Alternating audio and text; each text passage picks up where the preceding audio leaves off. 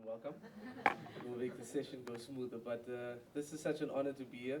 Thank you to Diane, Dr. Rossi, and the entire SAJE staff, and disclaimer up front and say that it's 45 minutes. If I miss any of your favorite South African pianists, please forgive me. It's impossible to get all of them for a number of reasons. One of it is that the historical record of South African jazz, local jazz, in a diverse country like South Africa is not always well documented.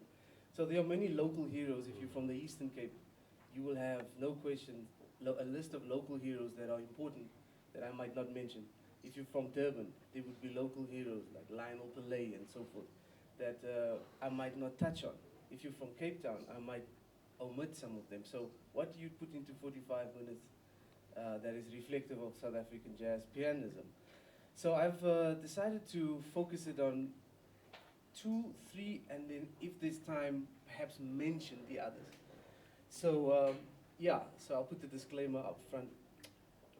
South Africa, I should say, is a very diverse country, extremely diverse. Our history is extremely complex, and that, no question, has had a very profound influence on jazz, and particularly the piano. We have had, especially in the Cape, we've had the Dutch, the British, the Guptas, and I've been naughty. But we've had influences from all over, and that is, I think the piano has been very special to express that diversity. Now, the issue of what is jazz becomes, obviously, as we have very educated academics here, is always a contentious issue. What is jazz?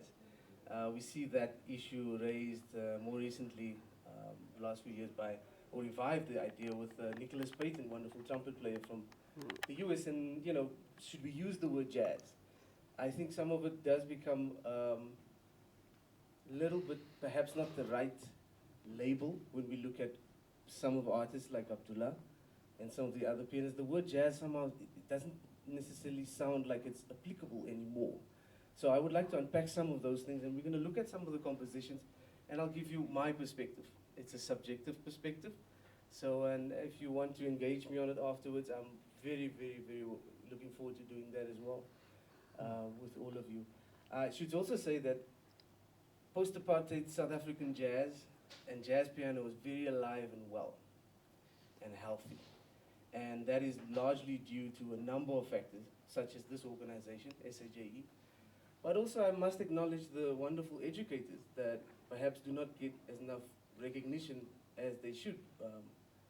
So Andrew Lilly, Neil Gonsalves, who's at UKZN and has been a mentor to many. Andrew Lilly, of course, been in Cape Town for many years. And a whole host of other educators as well have played a very important part in nurturing what we now have, this vibrant post-apartheid generation. So Kyle Shepard, Okani, Nduduzo, all of these wonderful pianists. Again, if I omit anyone that's a favorite of yours, I apologize. But all of them at some point or another passed through an institution. So, the universities have played a very important part. But I would like to focus this morning on Abdullah, Ibrahim, Bheki, Mseleku. I want to touch a little bit on Moses. Maybe we get to Hotep Kaleta and so forth. There's a host of pianists. So why do I pick Abdullah Ibrahim? It was very interesting listening to Morera because Abdullah could probably easily be on Time magazine.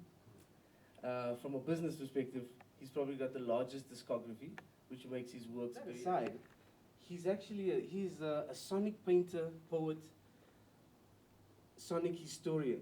Any of his discography and albums will give you a pretty good sonic reference of what South Africa is like. I want to bring in just a few things before we get to the actual music. And let's start with Abdullah. The first thing is the West African scholar Kofi Agau in talking about representing African music and post-colonial notes. And one of the things I found interesting in there, he said that instruments like the xylophone has become so synonymous with Africa, yet it is not an indigenous African instrument. The second thing he mentioned was there's no such thing as cadences in traditional African music. Everything is cyclical. So 1-4-5, and what we consider so typically South African, expressed in vocal groups, the gospel choirs and Lady Smith background. You're saying that's a very interesting point because it doesn't occur in traditional African music. Yet the hybridization and the incorporation of these foreign elements musical instruments as well as conceptual ideas has always been a feature of African expression in art. So when Abdullah sits down and plays something like this,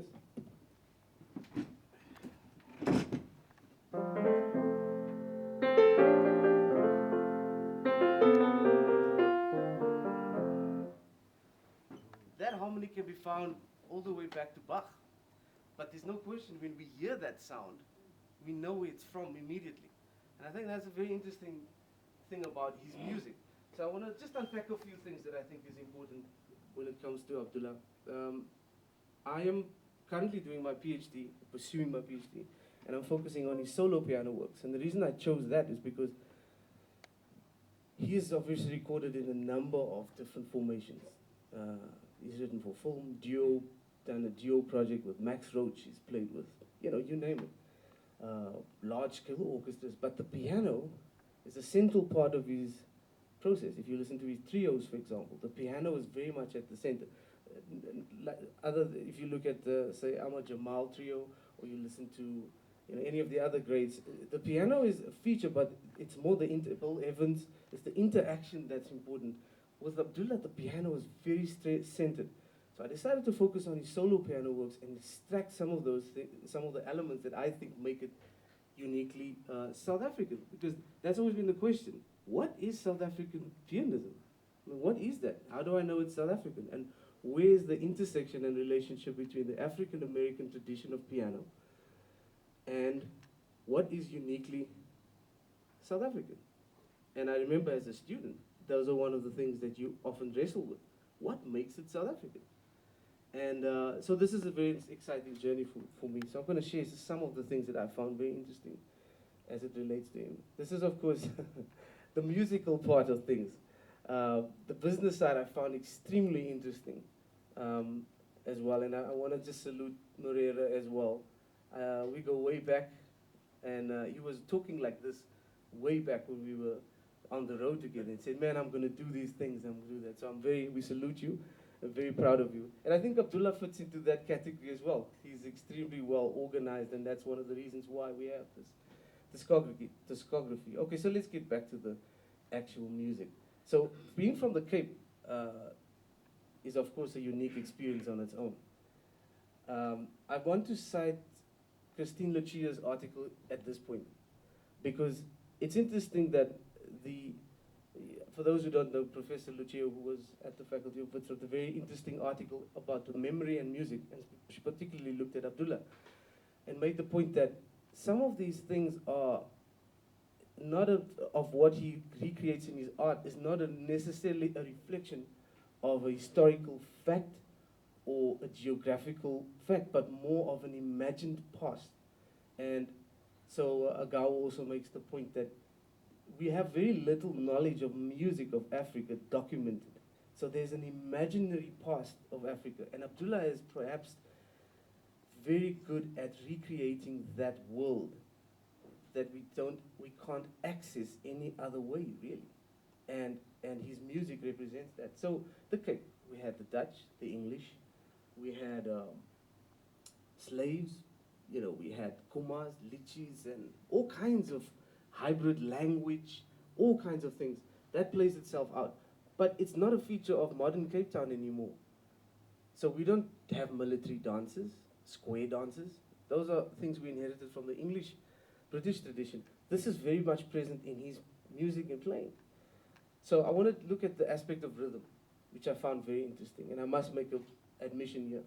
It bothered me when I listened to Abdullah. I always thought he didn't swing. And the reason was because I listened to Winston Kelly, Oscar Peterson, Bud Powell, Monk, the references that I understood to be swing. And it used to bother me sometimes because I couldn't always feel whether he was deliberately not playing like that or if he just couldn't. So perhaps I'm saying things everybody's thinking, but it was my ignorance at the time because I didn't understand the magnitude of his artistic thinking. It's often the problem when we look at his pieces in isolation. If you listen to his solo piano sets, they are masterful in the storytelling from the first to the last note. He sketches a landscape, and I was at a concert once where he had a book, which you might have noticed, And he didn't turn the page at all. Played for almost 2 hours with not turning a page. So I wondered what was on this book. And when I had a chance to have a look, it was a sketch with colors and notes, like a painter. He had a shape of the whole set. So looking at his compositions, you have to look at often in the context of an entire concert and not necessarily in an individual sense only, because you might miss where that composition fits into the set. I'll give you an example. On his album Reflections, he plays Take the A Train. And I'll talk a little bit later. I've got to watch myself. Is that it? Is that the time? I've got 20 minutes? Really? Okay, I've got to speed this up. So he plays, I'll talk about standards later and how he interprets that. But he plays Take the A Train. And then you listen to how he plays it on another solo piano album, Autobiography, and he plays the same tune. But he plays it very differently. And this is the way he plays it on.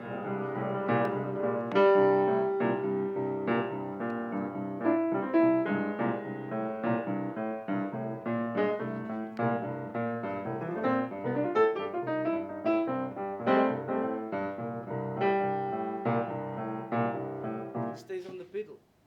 So he gives you that very Cape Town Guma feel. But then you hear him play the same tune in another solo set, and he plays it like this.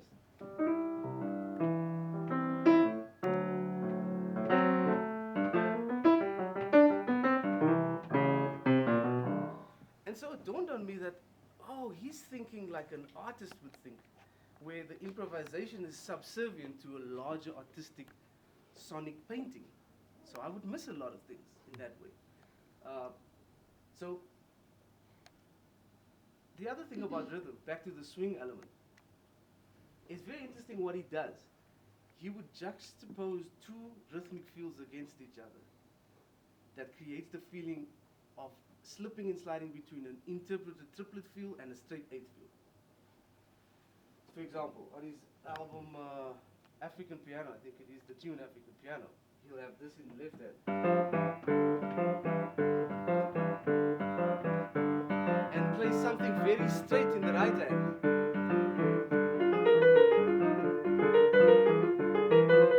And what it creates is this feeling like it's not quite swinging, but it's a very interesting feature of what he does. It inspired me to write the tune that I wrote for Robbie Jansen, doing the same thing.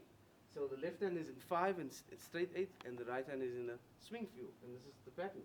I stole it from Abdullah, I'm not gonna lie. So that's the pattern, and the right hand has a swing feel.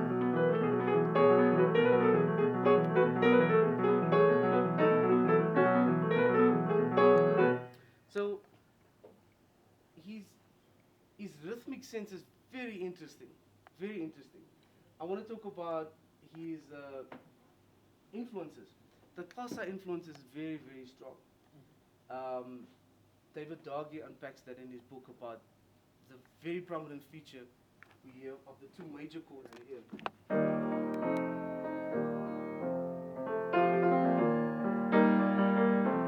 Very Xhosa. We don't find that in other. And I want to talk a second about context. It's expressed in shorter cycles, like 2 chords, 2 bars, that's repeated.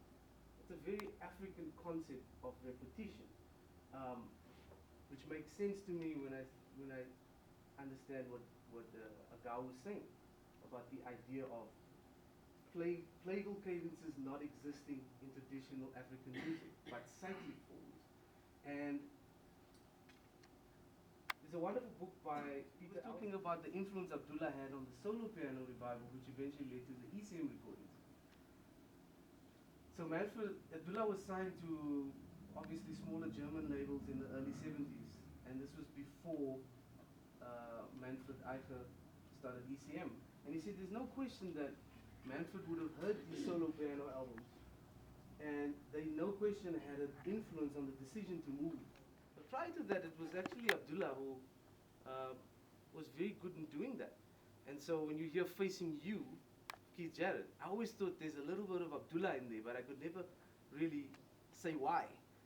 Is it just a common influence? But I'm no question that Keith might have listened to Keith Jarrett. Anyway, that's another issue of his influence is very wide. and very important. So, the standards. Abdullah recorded a tremendous amount of standards, which dispels the kind of myth that, oh, well, he couldn't play that stuff, that's why he just played his own thing. I disagree with that completely. I think in his early recordings, it's quite evident that he had a very deep knowledge of this tradition. How he chose to interpret them with his powerful musical imagination, I think made him very unique. I think he was Afrocentric long before meeting him once or twice and asking him that question. How that recording? What were you thinking doing that? Most of us who play. But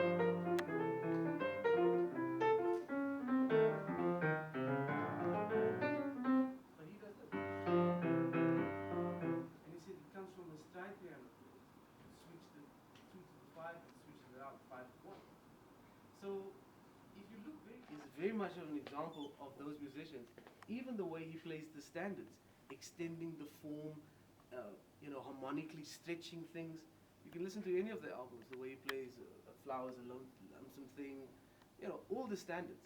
He plays them in a very unique imprint that has all of these, I think, black expression of the South African element of the jazz tradition in the kuma, but he does it in a very intelligent and unique way. And so what he does with forms are very interesting.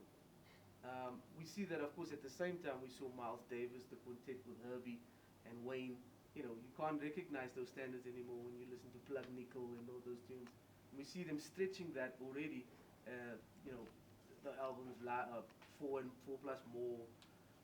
My Funny Valentine Live. They stretch the coders and all these things. But if you look at the solo piano thing that Abdullah was working on, he started incorporating all these different elements. But one of the pieces that I found very interesting that shows his deep knowledge of classical music is a composition entitled African Dawn. Very seldomly performed, but a masterful composition in motivic and compositional structure. And this is essentially what it is. He takes, this is the one theme. That's the one. And then he goes.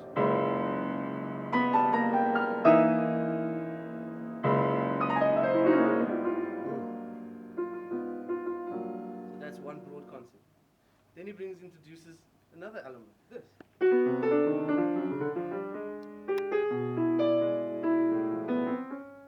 That's one idea. Then there's another one. That's one. Then he goes back to it. So those are the three main elements he has as a compositional piece. That was, for me, when you hear that, there's no question this man has an incredible knowledge and sense of structure. And again, as I mentioned, I missed some of this by not listening to the entire solo piano set, which sometimes can be very taxing if you're tired or not in the mood, because it's like, sometimes it's like watching grass grow, You really have to watch.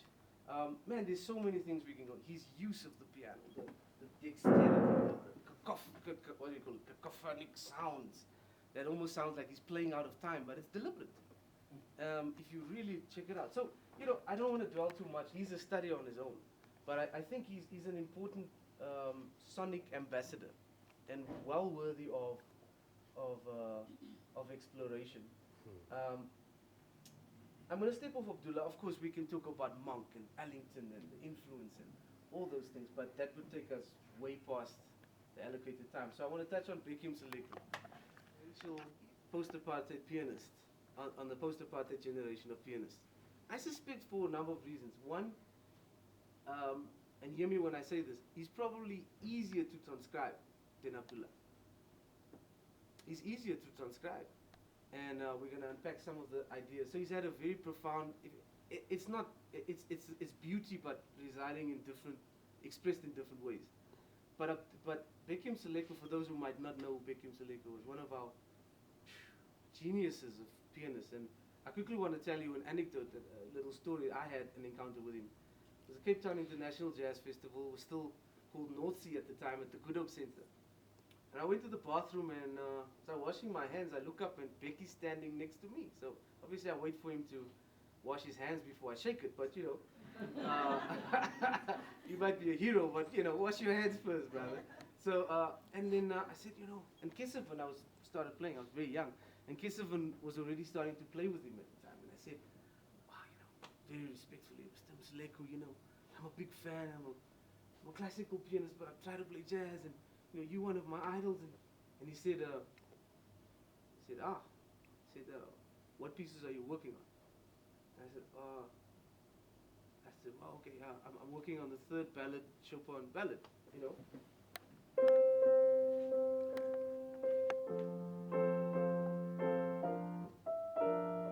Obviously been a while. And you know, he starts singing. He said, da, da. He sings almost the whole first part to me. I was in shock. And then, of course, later I found out from Faya Faku, that he would play classical music by ear. Like he'll transcribe Scriabin by ear and Chopin by ear. And I can believe that because he could sing that thing for me. And he said, oh, it's not the fourth one. So again, the influence of classical music on both Abdullah and particular Bheki is interesting. So I want to look at a few compositions, if I may, just very, very shortly. The reason I say he's probably easier to transcribe, in a sense, is that Abdullah, you have to listen to the whole set. And you have to listen to, with a different kind of approach. But Bheki's influences are so strong. Bud Powell, Coltrane, McCoy, and that reflects in his compositions. So you take a composition like, let's say something like Yanini, you know. So it's in B, but then it goes to the Coltrane idea of, you know, third tonal centers, and he modulates to E flat, and he goes to G. But still, listen to the bass line.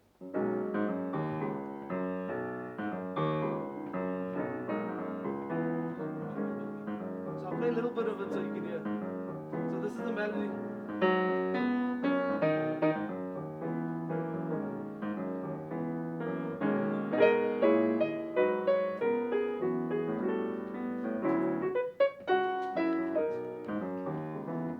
Then it goes to E flat. Sounds like giant steps. So he takes it through, and then he's got these sequences.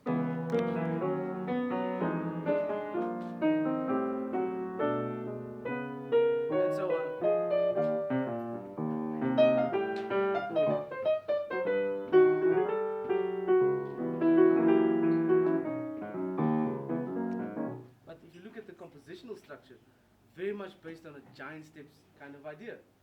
The tune like Timelessness has these very structural descending major seventh chords. C, B flat, A flat, G flat, and a melody that you can hear the structure.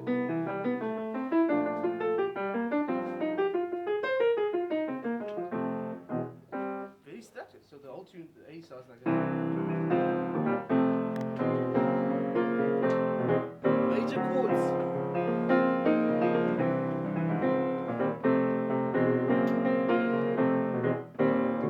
And the melody.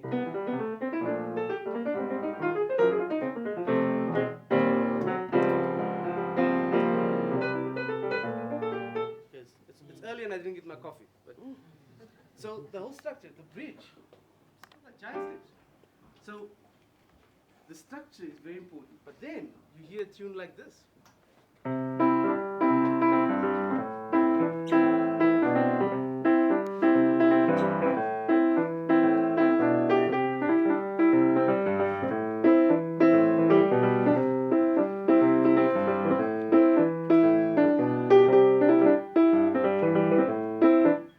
So now we're no longer in Coltrane, and now we're somewhere else. Beautiful, and then of course, here's another composition that was not recorded, but I managed to get the sheet music from Faya. And again, here, cyclical things, very different to what you find with Abdullah. Abdullah is very different. So, with Bheki, here's a tune, he wrote it for Mongezi Feza, and it's just this.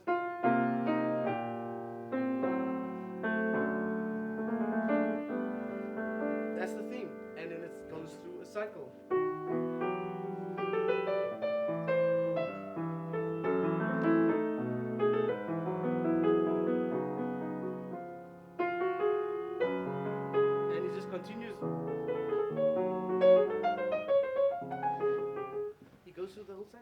that's a very much of a feature of Abdullah, of Bheki's music. The idea of structure and these secondary dominants. Very, very beautiful. But he seems to make it sound very South African. So we actually, I think I'm running out of time, but there's so much more we could explore with Abdullah. And then I want to briefly just touch on a few other people. I think those two are probably, an academic setting like this leaves a challenge open to explore. There's so many guys from the Eastern Cape that are not documented, that are not taught at university, that we don't know of. Gideon, how did I pronounce his surname? There we go. All these guys, very important. In Cape Town, Teta Mumbisa, I'm very glad he's playing at the festival. So every region's got these, and I think as a pianist, reviving those names so that we don't forget where this comes from. So another guy who I think the label jazz is problematic for is Moses Molelekwa. And it's interesting when you ask these people, most of these musicians, he's obviously passed on, but most of them have a problem, much like Duke and everyone else had, with calling themselves jazz musicians to some degree. They felt that some of it perhaps is reviving those names so that we don't forget where this comes from. So another guy who I think the label jazz is problematic for is Moses Molelekwa. And it's interesting when you ask these people, most of these musicians, he's obviously passed on, but most of them have a problem, much like Duke and everyone else had, with calling themselves jazz musicians to some degree. They felt that some of it perhaps it gave rise to a very different type of thing, which is what like Moreira was saying. You have to detach yourself sometimes from the idea of what you crystallize and think that's it. There are absolutes, of course, there's a tradition. But if that's all we have, then music would stop. If Louis Armstrong would have said he didn't like the stuff Dizzy them were playing, if they had to listen to him, we would never have Bob or Parker. So I think